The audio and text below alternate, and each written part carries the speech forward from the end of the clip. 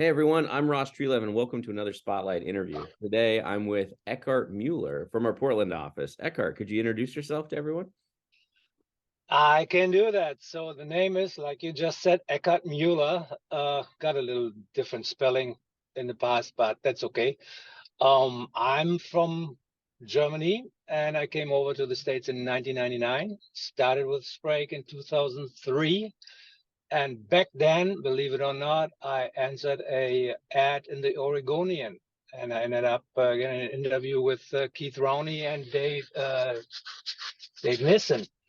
And yeah, then 3, 4 weeks later, they offered me a job, and I said, okay, this is completely different because I was working for the post office in Germany for 17 years. And I said, okay, try something new. And I'm still here. So it worked Well, out. in 20 years, 20 years, first of all, happy anniversary. Thank Congratulations. you. Your photo is now hanging here on the wall at the corporate office with only a couple of dozen of other people who have worked here 20 years, which is pretty cool. What does that mean to you? I think it's just like I said before, I worked for the post office in Germany for 17 years. I think that's the thing. I grew up in Germany, and usually over there, and it's still like this, I guess. If you start something and you make a commitment, and if you like it, you stick with it, and then you go with it. And I think for myself, it was a good decision. That's awesome. So Keith Rowney was the first person was Keith or was Dan your boss? Who was your boss at the beginning there? Keith was branch manager. Dan was the op manager. That Okay. was just when I think Keith just took over from Mike. Oh wow. Wow. Yeah, yeah, That's the way. 2003, and Yeah. that was in downtown Portland still. Yeah. Wow. So downtown was your first route? No, my first route was um, all the way down to Silverton, from Oh wow. literally from Westling down to Silverton. That is now covered by 4 technicians, and then back then I was the sixth or seventh technician for Portland, and then we started growing, and then yeah, I had a pretty much full-time downtown route on both sides of the river. Yeah. And then I think downtown it was where the office was, is what you meant. We were on Burnside there in like 10th or so. Right. Oh, Yeah. yeah, Burnside in 10th. Yeah. Yeah. Yeah, that was a very different 20 years ago. It was very different. You've worn a few hats since then too at Sprague, haven't you? Yeah, a little bit of everything. Yeah, it was kind of a nice and interesting journey because after or when I was still running route, bed bug stuff came up. And Mm. of course, Sprague said, if we do it all the way or we don't do it at all. And then we ended up with April, the first bed bug drop in the Pacific Northwest. And Keith started doing work with her, but then he got too busy, and we were more or less joking in the office. And somebody said, "Oh, why don't you do it?" And I said, "Okay, why don't I?" And then, as you well know, I ended up traveling through Spragueland with a black little dog, finding bed bugs. She was a great dog. I think she just She recently was. passed away, right? Last year, was it? Yeah, she's. I think she's dead now for 2 or 3 years with Was it COVID. 2 or 3? Okay. We just lose time. Yeah. No, she was 17 years old, but the second one that I got, she's still alive and kicking. She's living the life of a dog now, and she's 9. Nikki, 9. yeah, Wow, yeah. Nikki's 9. I can't believe that. So yeah, April was incredible. I mean, and so was Nikki. What was it like to be a dog handler? Different, completely different. Owning a dog and handling a dog is 2 different ball games, and especially with not only handling but traveling with the dog. And April was a great working dog, but she didn't like traveling. She was really not that. And back then, I had to fly all the way out to Spokane. I liked it; it was something different, but I did the only once. Then I decided to drive. It's a long drive, but it was way better for April, and we could stop whenever we had to. Um, You see a lot of different things when you do bedbug inspections, especially if you go to occupied apartments. You see you see everything, and hotels are kind of like yeah, boring. Every hotel room is the same, especially when they're vacant.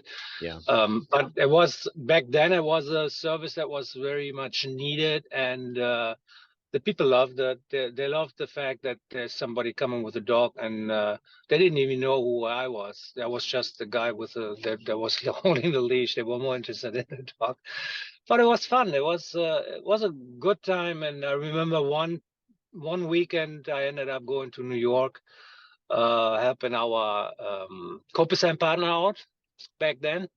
Um, they had too many calls and not enough. They had enough dogs, but not enough handlers. And then I flew out on a Thursday and came back on a Monday, and then went over Fifth Avenue with a bedbug dog and sniffed offices and retail stores. Was cool.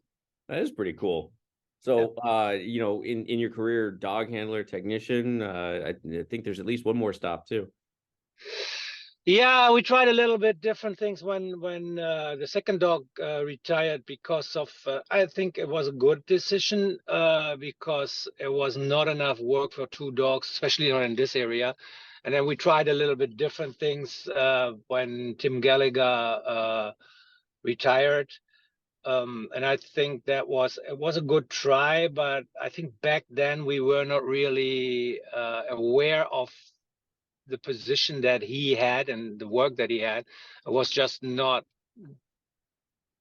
possible for one person to do that. And I think how many technical managers do we have now? 4 or 5? Yeah, yeah, we have a bunch. Yeah, At field least, yeah. managers and regional Yeah, entomologists and all yeah, sorts. right. Yeah, I know it's everything comes together. And then I ended up going back, being a route technician and trainer tech. And now I'm back to just running route. What for me, it's okay. I like it. I'm still helping out a lot, but it's just not this commitment as a trainer tech, which some people are interested in that, and they should go for it. It's uh, it's interesting. You see a lot of different routes, different people. You train the new ones, and if all works out like it should, then you go with the seniors too. And whenever I work with somebody else from us, you learn something new, or you see something that you forgot about. And for us, it's a chance to spend a day with somebody and not being on your own and talk to yourself all day. I mean, it's a different assignment. Well, you know, you transitioned back into being a route manager a couple of years ago, and now Portland has won branch of the year twice in a row. Are these two things related? Directly with me, I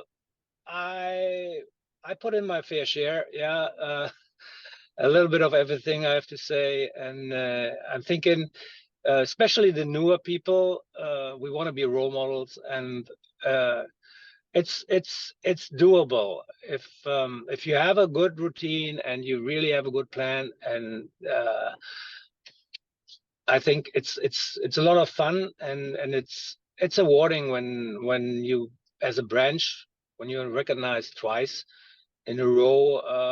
Everybody at Sprague knows that's one time is an achievement, but 2 times in a row, and you know, everybody is hoping that we still in the race for the 3rd time, but we will see. There's a lot of things must happen to achieve that, but it's a team effort, and um, it's cool. It's really something where and everybody is excited about it. Yeah. That's awesome. Now, recently you started learning some new skills. You've been volunteering to help out on some fumigations down in Eugene. Yeah, new skills. It depends on what you do and at these places, and it's very it's a lot of work, prep work, and they need as many people as they can get. It's just after hours. It's out in the elements, and it's a completely different work that we usually do. And again, if somebody is really interested in doing fumigations, being a fumigator, even though we're all licensed, but there's different jobs and fumigations. And our job is, most of the people are really there to prep and then to wrap it up the next day. But then again, like Brett is there most of the time just to improve his skills for fumigation, to initiate the gas and everything, which is something that we learn when we go through the certification. We learn it by the book most of the time, and there's still a fairly small group that gets these special training. What I think is okay, because not everybody needs it in these details, and if you have 2 or 3 per branch, that's enough that you haven't. Especially Eugene, they have quite a few fumigations, and they are happy for everybody that can come out and help, especially when it's over the holidays, like Thanksgiving. Not everybody likes to go the day after Thanksgiving and start working at 6 o'clock in the morning. Yeah. And working all Friday and then all Saturday. But again, I like it, and it's a different environment, and we figured it out. We have a great, as you know, a great bed and breakfast at Casa Liming. He's really taking good care of a couple of our guys, and it's fun. That's awesome. Yes, I do know that you mostly, Eckhart, when we send people to other offices, we put them up in hotels, but you've made different I know. arrangements. It wasn't my. The thing was, Danny and I, we talked about it, and he said, "Hey, why don't you come down to fumigation every once in a while? We can use people." And I said, "Okay, let me check that with, of course, my wife over the holidays." And I figured it out with her, and she said, "Well, okay, go." And then I said, "Okay, Danny, I just need a hotel. Let Sean know I'm coming down." And then he said, "You're not going in a hotel. You stay in my house." I said, "Okay, if everybody's okay with that, then." And that's how it started, like 2 years ago. Yeah. And I've been twice at Thanksgiving and twice in June. So that company wants it every 6 months, and they have pretty strict rules and regulations, and they don't want people work on a Sunday. So we have to, or on a holiday, and so we work around it. Even though most of our guys, they wouldn't mind to do the prep work on Thanksgiving, get it done on Friday, and go home on Saturday. But we're flexible. I mean, it's Sprague. Come on. That's pretty cool. I get some photos sometimes from you guys about Yeah. the feast you're making and some other things. So it looks Yeah. like you're enjoying yourselves on the side. So Yeah. Yeah. that's We do. awesome.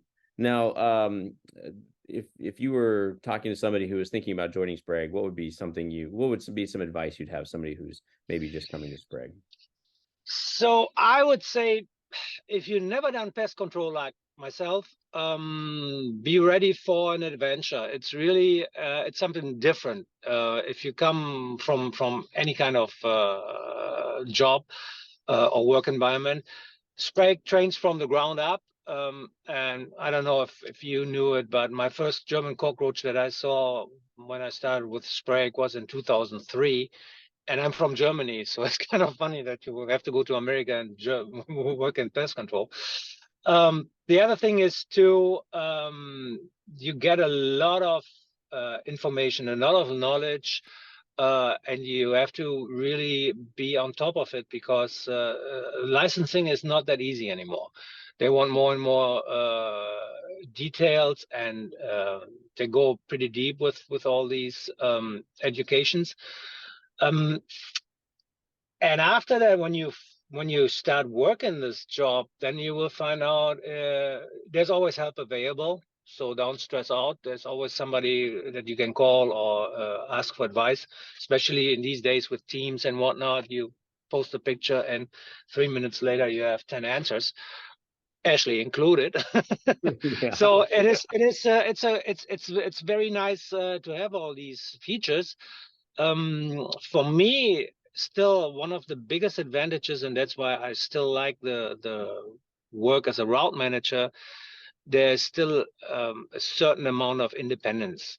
Yeah, you have to do your job. You cannot slack off, but you manage yourself most of the time.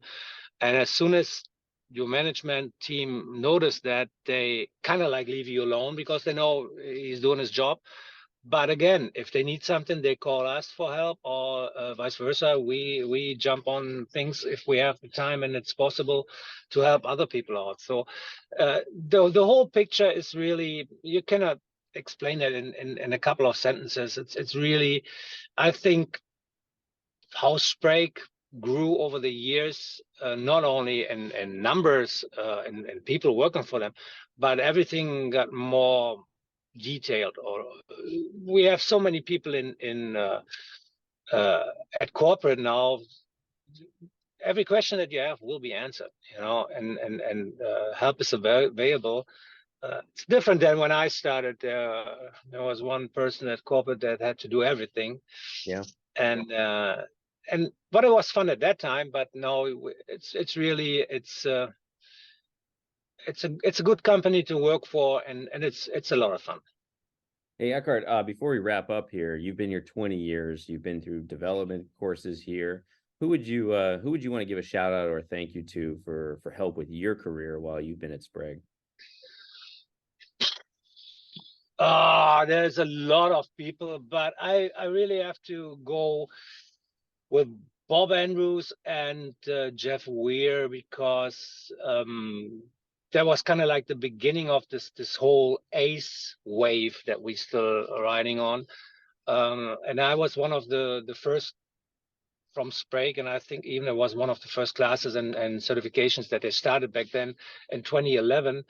And we did really intense training with both of these gentlemen. And I remember we worked 18 months with Purdue courses and everything, and there was a lot of additional knowledge that you usually don't get in this job or in the training that Sprague provides, because it's not needed, But all of a sudden, and I think the big picture is that it really brought up so many. You said it the other day, like 35 ACE certified technicians or managers.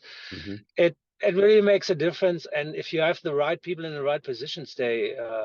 Other than that, I mean, there's a lot of other people that helped over the years, but these two, for me, they stick out, where I say, okay, they imprinted me.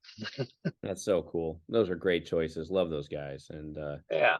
it's just a pleasure to work with you, Eckhart, every day. I know that you're well loved at Sprague and in the Portland office. And I just congratulations on 20 years and thanks for joining me today on the Spotlight. Thank you so much. It's my pleasure.